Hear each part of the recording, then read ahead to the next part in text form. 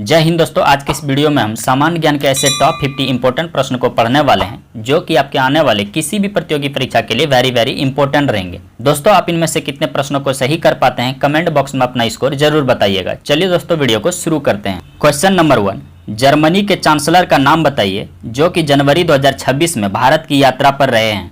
तो आपका right answer हो जाएंगे फ्रेडरिक मर्ज। दोस्तों, जर्मनी के चांसलर का नाम फ्रेडरिक मर्ज हैं जो कि जनवरी 2026 में भारत की यात्रा पर रहे हैं, तो इसलिए आपका राइट आंसर हो जाएंगे ऑप्शन नंबर बी के साथ। चलिए दोस्तों, इस क्वेश्चन से जुड़े रिलेटेड पॉइंट्स को देखते हैं। तो जर्मनी के चांसलर फ्रेडरिक मर्ज जनवरी 2026 को 2 दिवसीय भारत की यात्रा पर रहे हैं। वह अहमदाबाद पहुंचे जहां पे प्रधानमंत्री नरेंद्र मोदी ने उनका स्वागत किया। फ्रेडरिक मर्ज ने अहमदाबाद स्थित साबरमती आश्रम का दौरा किया और महात्मा गांधी को श्रद्धांजलि अर्पित की। उन्होंने अंतर्राष्ट्रीय पतंग महोत्सव 2026 में भी भाग लिया। जर्मनी की राजधानी क्या है दोस्तों? तो बर्लिन। यहाँ के चांसलर कौन है? तो फ्रेडरिक मर्ज। यहाँ के प्रेसिडेंट कौन है दोस्तों? तो फ्रैंक वाल्टर स्टीनमेयर। यहाँ की मुद्रा क्या है? यूरो। इनके पड़ोसी देश कौन कौन से हैं? तो पोलैंड, चेक Republic, Australia, Switzerland, Belgium, Netherland और डेनमार्क। तो चलिए दोस्तों, इस क्वेश्चन से जुड़े रिलेटेड पॉइंट्स को भी आपको ध्यान में रखना है। क्वेश्चन नंबर 2, नर्मदा नदी का उद्गम स्थल कौन सा है? तो आपका राइट आंसर हो जाएंगे अमरकंटक। दोस्तों, नर्मदा नदी का उद्गम स्थल अमरकंटक है, इसीलिए राइट आंसर हो जाएंगे ऑप्शन नंबर डी के साथ। Question number 3, Uttar Pradesh cabinet ने जमीन की रजिस्ट्री में पारदर्शिता बढ़ाने के लिए कौन सा निर्णय लिया है? तो आपका राइट आंसर हो जाएंगे रजिस्ट्री से पहले खतौनी और स्वामित्व अभिलेखों का सत्यापन करना अनिवार्य कर दिया है, इसीलिए आपका राइट आंसर हो जाएंगे ऑप्शन नंबर सी के साथ। चलिए दोस्तों, इस क्वेश्चन से जुड़े रिलेटेड पॉइंट्स को देखते हैं। तो उत्तर प्रदेश कैबिनेट ने रजिस्ट्रेशन एक्ट 1908 में संशोधन को मंजूरी दी है। जमीन या अन्य अचल संपत्ति की रजिस्ट्री से पहले दस्तावेजों की कड़ी जांच हो सके। इसका उद्देश्य क्या है दोस्तों? तो फर्जी रजिस्ट्री और भू माफिया पर रोक लगाना। यहाँ के मुख्यमंत्री कौन है? तो योगी आदित्यनाथ। यहाँ के गवर्नर कौन है दोस्तों? तो श्रीमती आनंदीबेन पटेल। तो चलिए दोस्तों, इस क्वेश्चन से जुड़े रिलेटेड पॉइंट्स को भी आपको ध्यान में रखना है। क्वेश्चन नंबर 4, दक्षिण भारतीय मंदिरों में प्रवेश द्वार को किस नाम से जाना जाता है? तो आपका राइट आंसर हो जाएंगे गोपुरम के नाम से। दोस्तों, दक्षिण भारतीय मंदिरों में प्रवेश के द्वार को गोपुरम के नाम से जाना जाता है, इसलिए राइट आंसर हो जाएंगे ऑप्शन नंबर ए के साथ। क्वेश्चन नंबर 5, अलाई दरवाजा का निर्माण किसने करवाया था?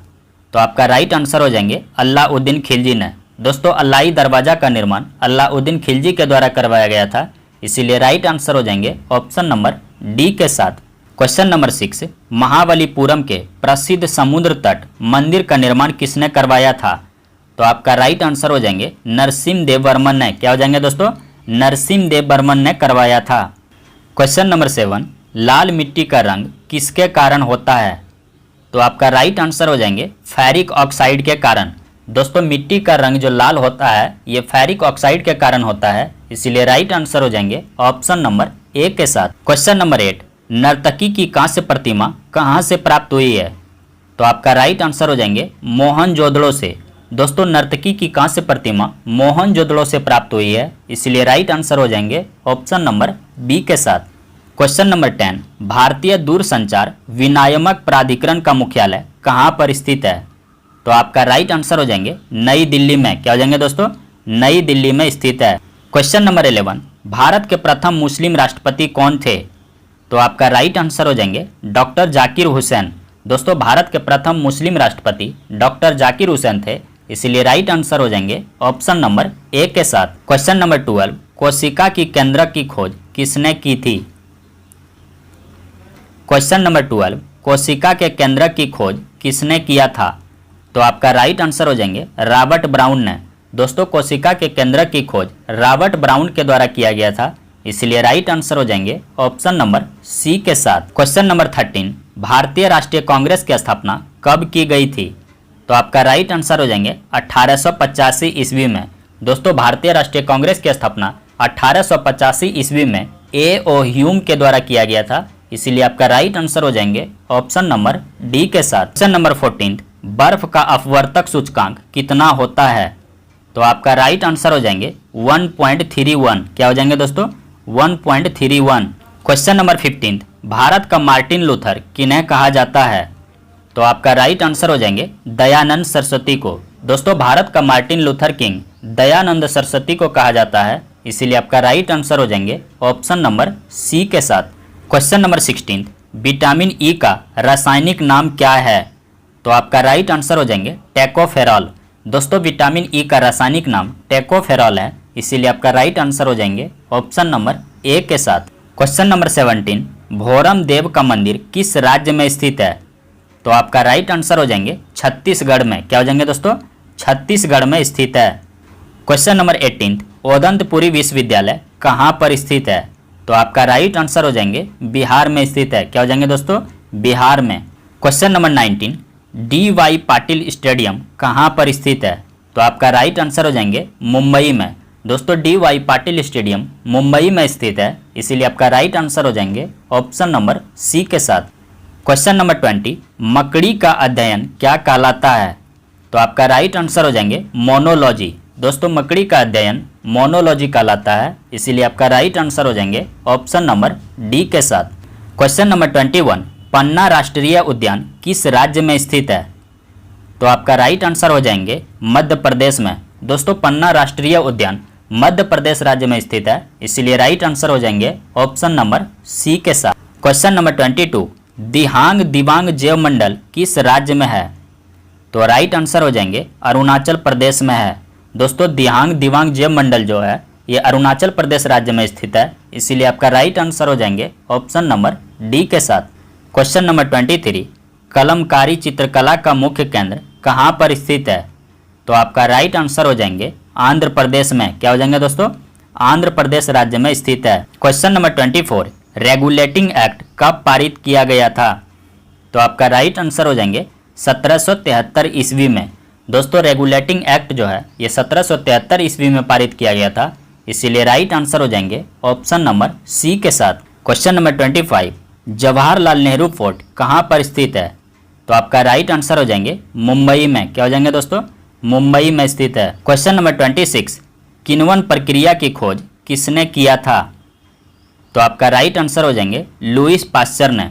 दोस्तों किण्वन प्रक्रिया की खोज लुईस पाश्चर के द्वारा किया गया था, इसीलिए राइट आंसर हो जाएंगे ऑप्शन नंबर बी के साथ। क्वेश्चन नंबर 27, पानी के जहाज एवं पनडुब्बियों का डिजाइन किस सिद्धांत पर बनाया जाता है? तो आपका राइट आंसर हो जाएंगे आर्किमेडीज के सिद्धांत पर। दोस्तों पानी के जहाज एवं पनडुब्बियों का डिजाइन जो है ये आर्किमेडीज के सिद्धांत पर बनाया जाता है, इसीलिए आपका राइट आंसर हो जाएंगे ऑप्शन नंबर बी के साथ। क्वेश्चन नंबर 28, श्वेतांबर शब्द का संबंध किस धर्म से है? तो आपका राइट आंसर हो जाएंगे जैन धर्म से। क्या हो जाएंगे दोस्तों? जैन धर्म से संबंधित है। क्वेश्चन नंबर 29, केंद्रीय लोक सेवा आयोग की स्थापना कब हुई थी? तो आपका राइट आंसर हो जाएंगे 1926 ईस्वी में। क्वेश्चन नंबर 30, पंजाबी भाषा का लिपि क्या है? तो आपका राइट आंसर हो जाएंगे गुरुमुखी। दोस्तों पंजाबी भाषा की लिपि गुरुमुखी है, इसीलिए राइट आंसर हो जाएंगे ऑप्शन नंबर बी के साथ। क्वेश्चन नंबर 32, बारावती स्टेडियम किस राज्य में है? तो आपका राइट आंसर हो जाएंगे उड़ीसा राज्य में। दोस्तों बारावती स्टेडियम जो है ये उड़ीसा राज्य में स्थित है, इसीलिए आपका राइट आंसर हो जाएंगे ऑप्शन नंबर डी के साथ। क्वेश्चन नंबर 33, सिडबी का मुख्यालय कहाँ पर स्थित है? तो आपका राइट आंसर हो जाएंगे लखनऊ में। दोस्तों सिडबी का मुख्यालय लखनऊ में स्थित है, इसीलिए आपका राइट आंसर हो जाएंगे ऑप्शन नंबर डी के साथ। क्वेश्चन नंबर 34, अम्लीय वर्षा के लिए जल का पीएच मान कितना होना चाहिए? तो आपका राइट आंसर हो जाएंगे 5.6। क्या हो जाएंगे दोस्तों? 5.6। क्वेश्चन नंबर 35, भारत के प्रथम सिख राष्ट्रपति कौन थे? तो आपका राइट आंसर हो जाएंगे ज्ञानी जैल सिंह। दोस्तों भारत के प्रथम सिख राष्ट्रपति ज्ञानी जैल सिंह थे, इसीलिए आपका राइट आंसर हो जाएंगे ऑप्शन नंबर बी के साथ। क्वेश्चन नंबर 36, हरिद्वार किस नदी के तट पर स्थित है? तो आपका राइट आंसर हो जाएंगे गंगा नदी के तट पे।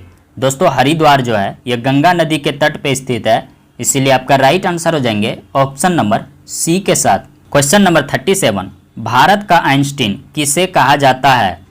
तो आपका राइट आंसर हो जाएंगे नागा अर्जुन को। दोस्तों भारत का आइंस्टीन नागा अर्जुन को कहा जाता है, इसीलिए राइट आंसर हो जाएंगे ऑप्शन नंबर सी के साथ। क्वेश्चन नंबर 38, लाहौर अधिवेशन के अध्यक्ष कौन थे? तो आपका राइट आंसर हो जाएंगे नेहरू जी। दोस्तों लाहौर अधिवेशन के अध्यक्ष नेहरू जी थे, इसीलिए राइट आंसर हो जाएंगे ऑप्शन नंबर बी के साथ। क्वेश्चन नंबर 39, भारत में जनगणना की अवधि क्या है? तो आपका राइट आंसर हो जाएंगे प्रत्येक 10 वर्ष। क्या हो जाएंगे दोस्तों? प्रत्येक 10 वर्ष। क्वेश्चन नंबर 40, भारत के किस राज्य को टाइगर स्टेट कहा जाता है? तो आपका राइट आंसर हो जाएंगे मध्य प्रदेश को। दोस्तों भारत के मध्य प्रदेश राज्य को टाइगर स्टेट के नाम से जाना जाता है, इसीलिए आपका राइट आंसर हो जाएंगे ऑप्शन नंबर डी के साथ। क्वेश्चन नंबर 41, हिमालय किस प्रकार की पर्वत श्रेणी है? तो आपका राइट आंसर हो जाएंगे वलित पर्वत। दोस्तों हिमालय जो है ये वलित पर्वत है, इसीलिए आपका राइट आंसर हो जाएंगे ऑप्शन नंबर ए के साथ। चलिए दोस्तों इस क्वेश्चन से जुड़े रिलेटेड पॉइंट्स को देखते हैं। तो हिमालय एक प्रकार का वलित पर्वत है, यानी फॉल्ड माउंटेन है, जो कि दुनिया का सबसे युवा और सबसे ऊंचा पर्वत है। इसका निर्माण कैसे हुआ दोस्तों? तो टेक्टोनिक प्लेटों को आपस में टकराने से हुआ है। इसकी सबसे ऊंची चोटी कौन सी है? माउंट एवरेस्ट, जिसकी ऊंचाई कितनी है? 8,848 मीटर, जो कि दुनिया की सबसे ऊंची चोटी है। इसका महत्व क्या है दोस्तों? तो भारत की जलवायु को नियंत्रित करता है और उत्तर से आने वाली ठंडी हवाओं को रोकता है। तो चलिए दोस्तों अब हम जनवरी मंथ के कुछ महत्वपूर्ण दिवस को देखते हैं। तो वैश्विक परिवार दिवस कब मनाया जाता है? तो 1 जनवरी को मनाया जाता है। विश्व ब्रेल दिवस कब मनाया जाता है दोस्तों? तो 4 जनवरी को। राष्ट्रीय पक्षी दिवस कब मनाया जाता है? तो 5 जनवरी को। विश्व अनाथ दिवस कब मनाया जाता है दोस्तों? तो 6 जनवरी को। प्रवासी भारतीय दिवस कब मनाया जाता है? तो 9 जनवरी को मनाया जाता है। विश्व हिंदी दिवस कब मनाया जाता है? तो 10 जनवरी को। इसका थीम क्या है दोस्तों? तो हिंदी, पारंपरिक ज्ञान और आर्टिफिशियल इंटेलिजेंस को जोड़ना। लाल बहादुर शास्त्री की पुण्यतिथि कब मनाई जाती है? तो 11 जनवरी को मनाई जाती है। राष्ट्रीय युवा दिवस कब मनाया जाता है दोस्तों? तो 12 जनवरी को स्वामी विवेकानंद जी के जन्म दिवस पे मनाया जाता है। भारतीय सेना दिवस कब मनाया जाता है? तो 15 जनवरी को मनाया जाता है। लोकपाल स्थापना दिवस कब मनाया जाता है? तो 16 जनवरी को। राष्ट्रीय स्टार्टअप दिवस कब मनाया जाता है दोस्तों? तो 16 जनवरी को ही मनाया जाता है। अंतर्राष्ट्रीय शिक्षा दिवस कब मनाया जाता है? तो 24 जनवरी को। इसका थीम क्या है दोस्तों? तो शिक्षा को मिलकर बनाने में युवाओं की शक्ति। राष्ट्रीय बालिका दिवस कब मनाया जाता है? तो 24 जनवरी को मनाया जाता है। उत्तर प्रदेश स्थापना दिवस कब मनाया जाता है दोस्तों? तो 24 जनवरी को ही मनाया जाता है। राष्ट्रीय पर्यटन दिवस कब मनाया जाता है? तो 25 जनवरी को। राष्ट्रीय मतदाता दिवस कब मनाया जाता है दोस्तों? तो 25 जनवरी को मनाया जाता है। अंतर्राष्ट्रीय स्वच्छ ऊर्जा दिवस कब मनाया जाता है? तो 26 जनवरी को। इसकी थीम क्या है दोस्तों? तो लोगों और ग्रहों के लिए स्वच्छ ऊर्जा। अंतर्राष्ट्रीय सीमा शुल्क दिवस कब मनाया जाता है? तो 26 जनवरी को मनाया जाता है। शहीद दिवस कब मनाया जाता है? तो 30 जनवरी और 23 मार्च को। किस राज्य ने 2026 को कृषि वर्ष के रूप में मनाने की घोषणा की? तो मध्य प्रदेश। संयुक्त राष्ट्र यानी यूनाइटेड नेशन ने किस वर्ष को अंतर्राष्ट्रीय चारागाह और पशुपालक वर्ष घोषित किया है? तो राइट आंसर हो जाएंगे 2026 को। दोस्तों हमारा वीडियो आपको कैसा लगा? अपनी प्रतिक्रिया कमेंट बॉक्स में जरूर दें। Thanks for watching to all of you.